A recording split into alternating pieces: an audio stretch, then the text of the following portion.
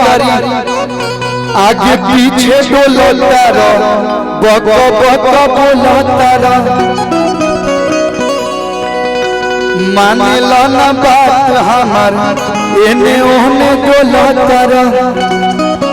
तम कनिया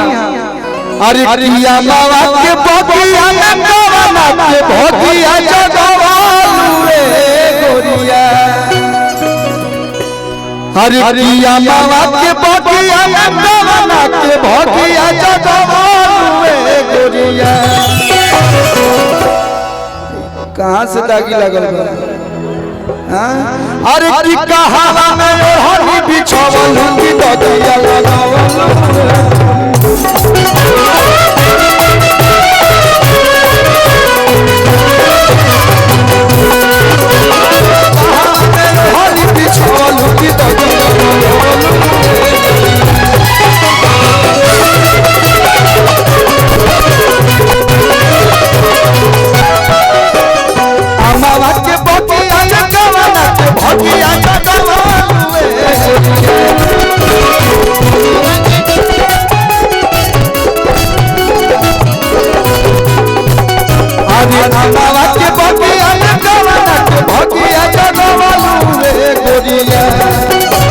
भाई लोग बालो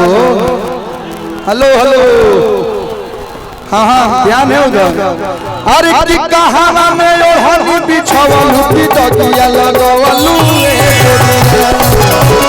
कहावा में ओढ़नी बिछावल की तकिया लगवलू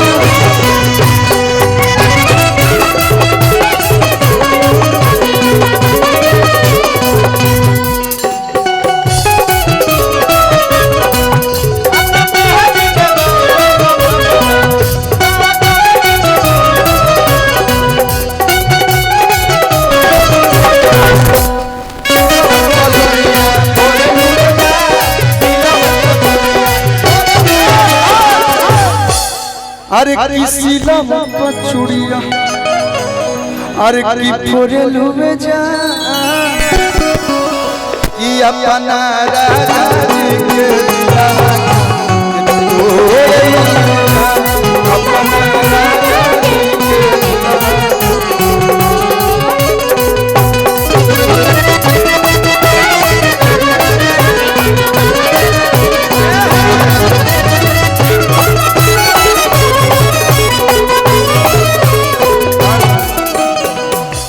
इधर भी लोग हैं कभी कभी हम लोग भूल जा रहे हैं लेकिन आप लोग हैं हम नाते रहेंगे बीच बीच में अरे चीनी के बाकी हेलो आदेश है कि मंच पर जितने लोग खड़े हैं प्लीज नीचे चेयर लगाए बैठ जाइए नहीं तो फिर प्रशासन के लोग आकर के उतारेंगे तो अच्छा नहीं लगेगा। अपने लोग ही हैं सब लोग अपने हैं इसलिए आदर पूर्वक आप चेयर पर बैठ जाइए। आपके लिए व्यवस्था है। आप ही लोग को मैं बोल रहा हूँ। मैं दूरदर्शन से थोड़े बोल रहा हूँ आकाशवाणी केंद्र पटना से। मैं मंच पर खड़े लोगों के लिए बोल रहा हूँ। आप बैठ जाइए कुर्सी लेकर के नीचे कुर्सी बहुत सारा है व्यवस्थित होकर के बैठ जाइए कार्यक्रम का आनंद लीजिए नहीं तो फिर प्रशासन आकर के उतारेंगे तो फिर किसी को दोषी मत बनाइएगा। हाथ जोड़ रहे हैं भाई। चलिए कल्लू जी। हाँ देखिए सब लोग से नम्र निवेदन है। हाँ कुछ देर बड़ी खाली वाला हमारा बुझाते हैं कि हम आइल बनी पटना में अरे चीनी के बागी लासा आ काहे के करेला तमाशा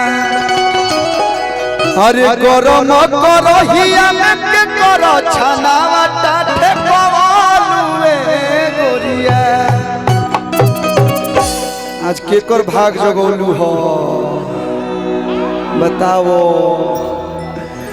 आज केकर झंडा गड़ाईबा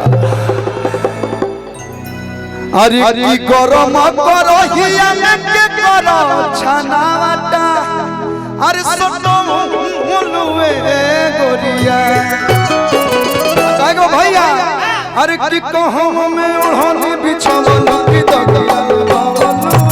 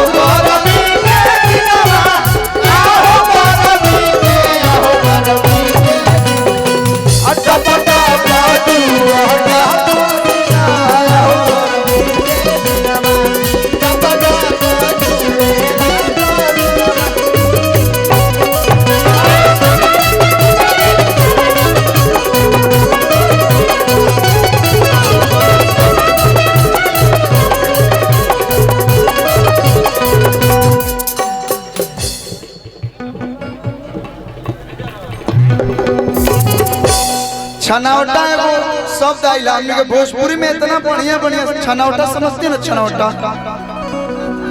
छाने वाला छानले बड़े ना कहो तू छनौटा लेके चलल करो हाथ में मिलाओ तो तू छनौटे से छानल करो।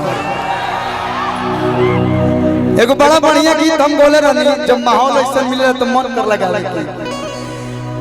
एक जने के पति परदेश बने